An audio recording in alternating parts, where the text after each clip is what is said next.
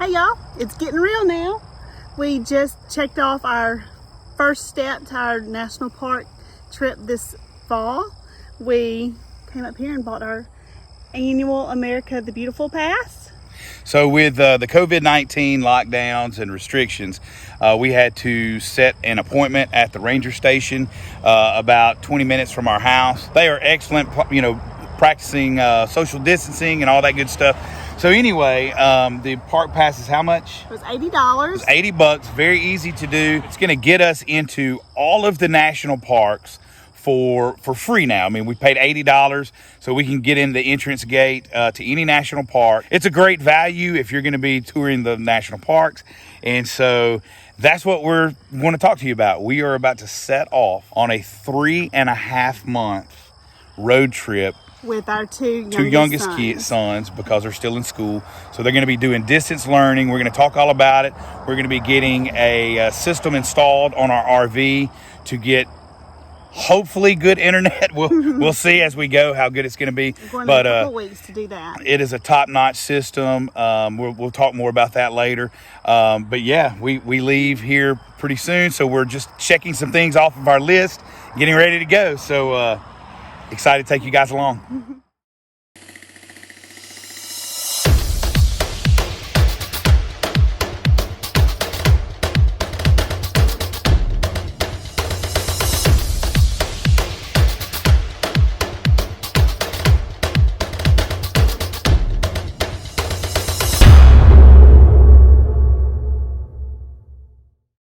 Here we are at about 10:30 p.m.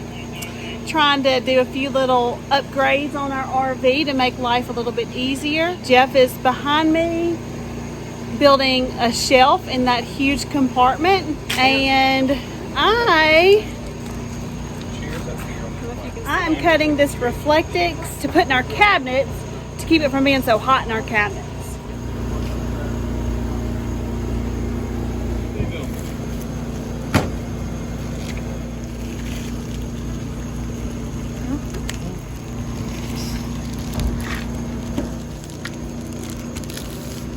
This summer, we spent a couple of months traveling around the area, breaking in our Geaux Greyhawk 29 MV.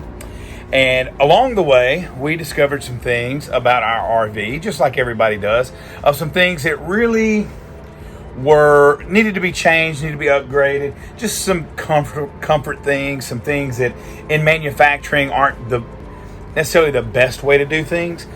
Sometimes not just Geaux, but all RV manufacturers will, I hate to say cut corners, but I mean, there's really no other nice way to say it. It's a cutting of the corner. Instead of using full like 2x4s and 1x, they make a lot of smaller pieces of wood, strips of wood to use. I'm going to show you some examples, and I'm going to show you a couple of just the small little things that we did to upgrade our seating. First of all, you see my tools laying around. The benches, as you can see in the dinette, this one is has the cushion and everything set up.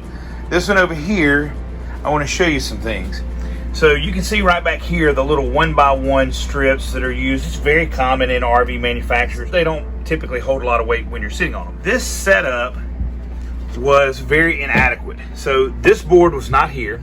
It was actually a strip of plywood that ran along here, and on both benches, on both sides, that section right there, which, like I said, was plywood, actually had broken and was sagging down. So I simply came in here and dropped a 1x8. Sorry about that. Dropped a 1x8 and in its place, and also put this nice little hinge. Because this whole board actually would pull out of there and wasn't attached. It was just kind of cumbersome. So now it hinges, as you can see, like this. Plus, if we need to really access it, we can certainly take the whole thing off. The other thing we did, this bar, this whole mechanism right here, is what the seat belts were attached to. As you can see, there's some seat belts. There's some seat belts that we've taken out. All of the bolts, and you can see it is a complete mess in here, but all of the bolts, we just took these bolts out, and what that allowed is for a very flat surface, perfectly in line with the braces over here and also the front of the storage compartment. So now we can scoot that all the way back. This board right here, which is a solid 1x8, actually rests on that bar under there. And then everything is resting on a place all the way around.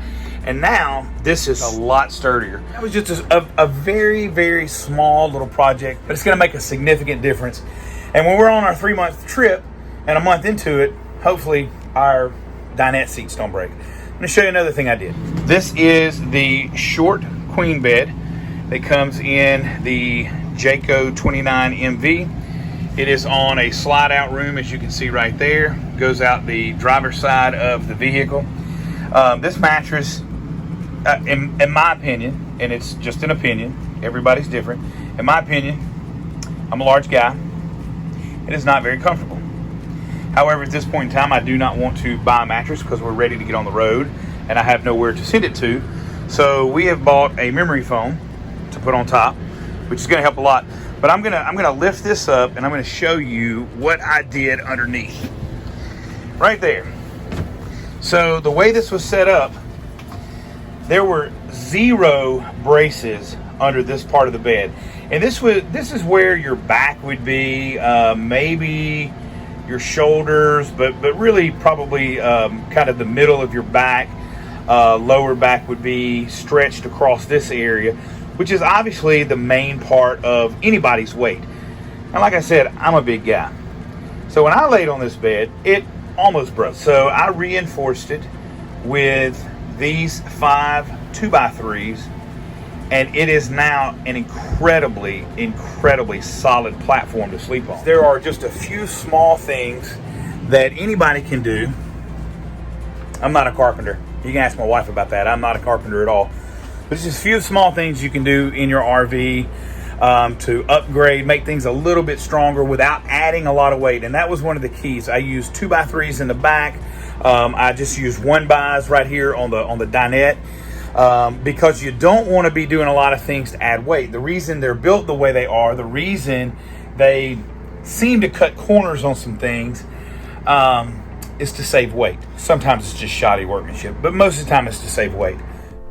We just wanted to show you a few of the projects that we finally finished up. Back to the Reflectix where you saw me cutting and the boys helping out and measuring. Our cabinets were getting really hot. We noticed on our trip after we picked up our RV. So I put the Reflectix up on the roof and down the back, just, you know, the outside walls of the rig, so that our food wouldn't get so hot. We noticed like our marshmallows were kind of melting when we would get them out, so it's really helped. I also put it up here. This is where we keep our bread and tortillas and chips and things like that. So again, I just put it on the roof, on the ceiling, and on that back wall.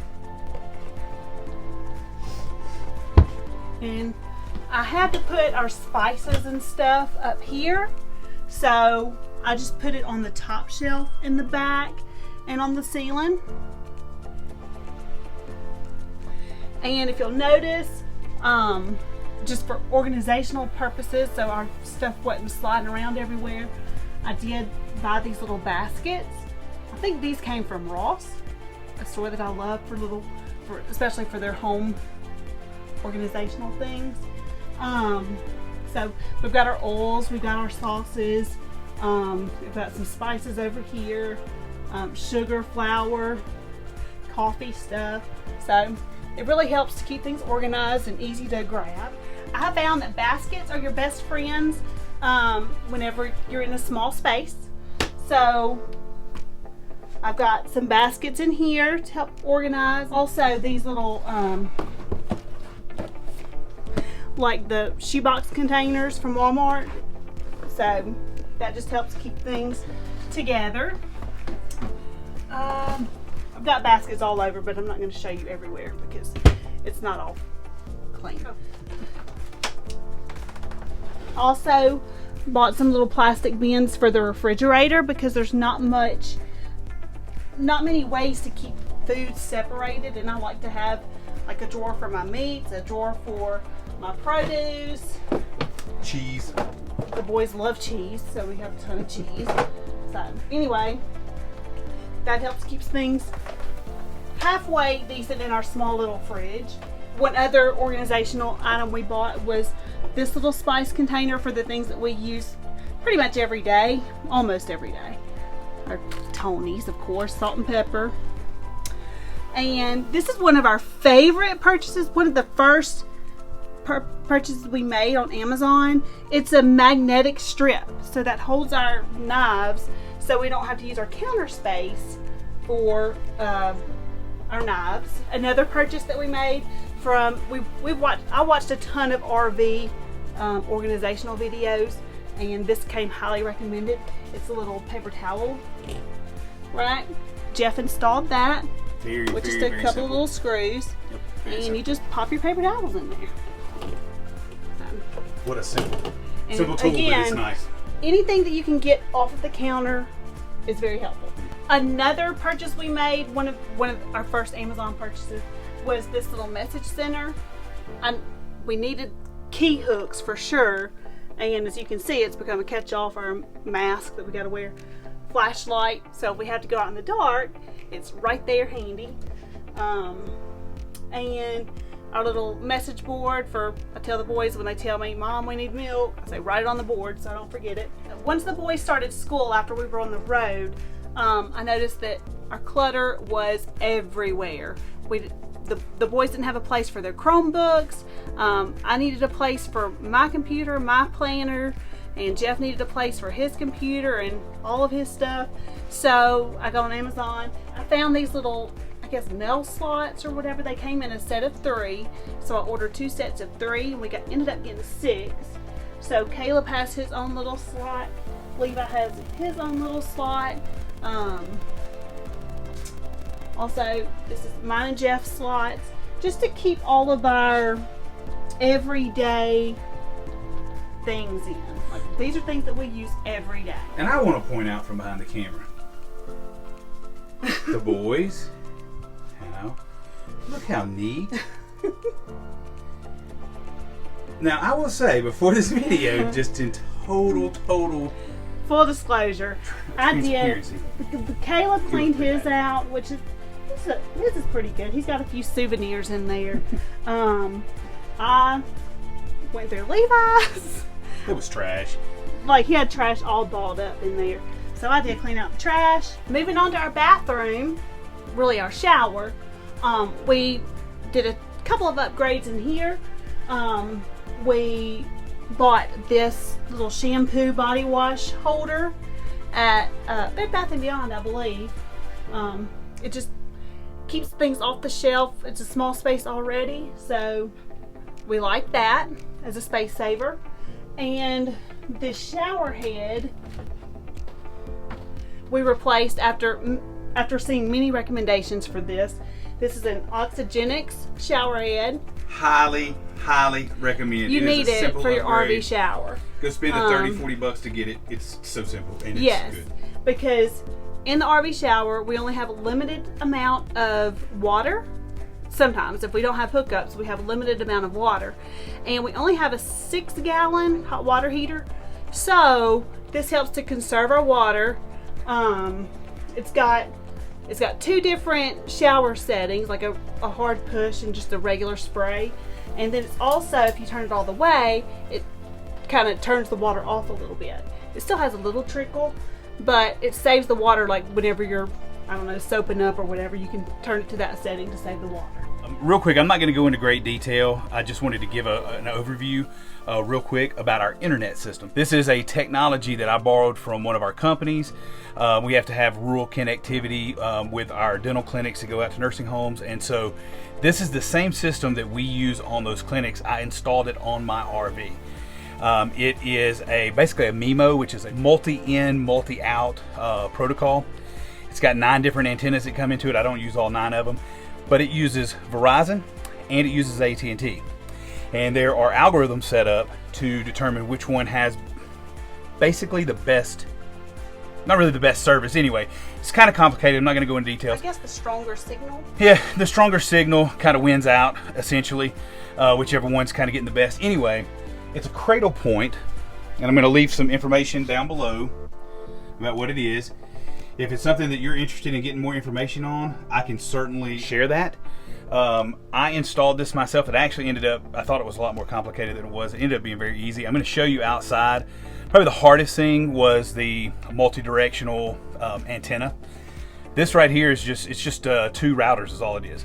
So it's an external router and an internal router to route the 2 signals, and it's Wi-Fi. So we've got a 50-foot Wi-Fi perimeter for the boys' computers, our phones. And I gotta say, I mean, we've been using it. It has been doing well. I mean, you know, it has its limits just like any technology has. But as long as we have Verizon or AT&T or both, it's worked pretty well. We've been pretty satisfied with it. If you're gonna get a good signal inside your RV, you've gotta have a well-placed antenna.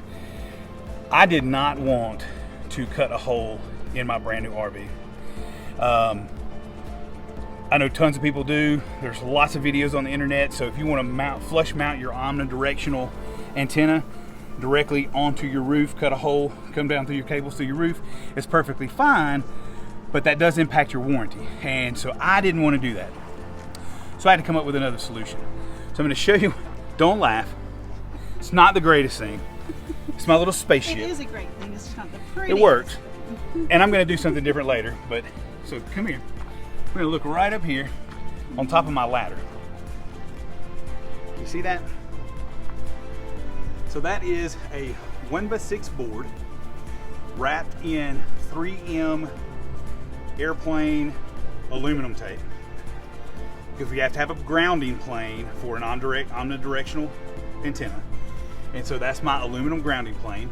My cables come out of the bottom of the board. The antenna's sitting right on top. My cables come all the way down my ladder, as you can see. I ran these as neat as I possibly could. Ran them into a cord cover, came all the way down, came up under the RV. Yep, got metal zip ties so they would hold good. Went under the RV, and we're not gonna get under there, but it comes in. So once I came underneath the RV around back, I drilled a hole right here in the plastic container that's in this bin right here.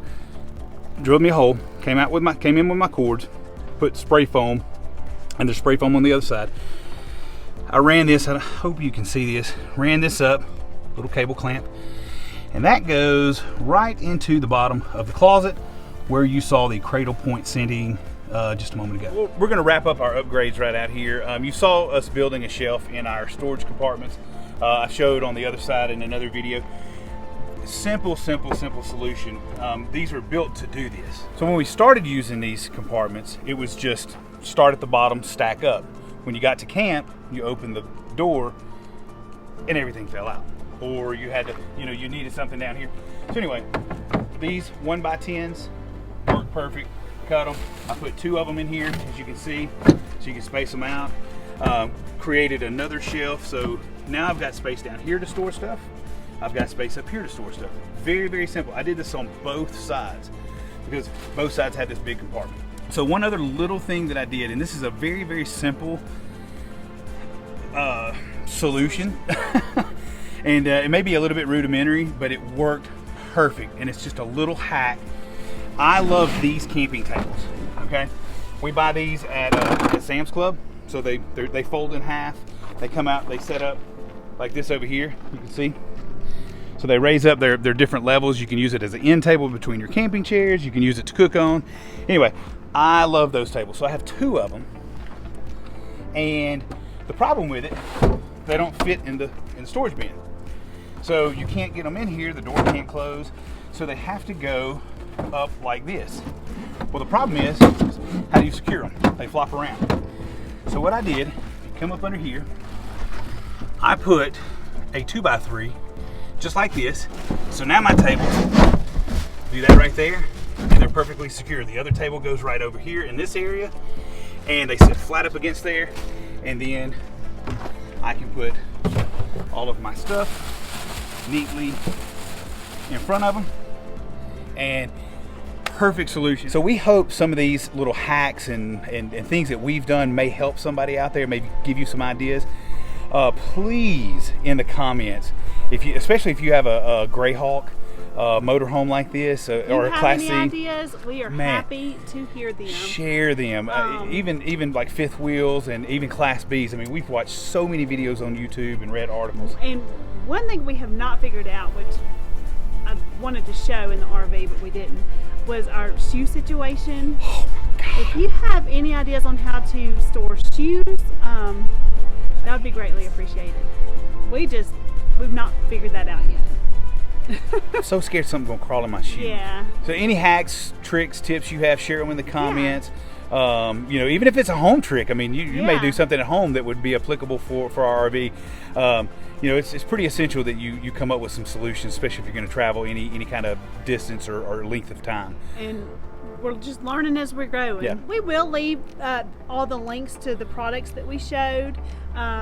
Most things we ordered from Amazon Easy to find. or Walmart. So easy to find, Bed Bath & Beyond. But easy to find things. We get nothing off of it. So we just want to help. Yep, there you go. After much preparation, a couple of weeks of planning, getting our flat tow system on our Jeep that you can see right here. Lots of work, lots of late nights. Packing up, loading up. We are headed now for a 3-month road trip out west. From Minden, Louisiana, we are headed due north to Michigan for about a week with some friends and for family, cousins. And we're gonna hang out there, and then where? And then just out west, heading west. We're hitting all kinds of national parks. We're gonna take you along on the journey. We're excited about it. We've been waiting for this for a long time. So we hope you enjoy our journey.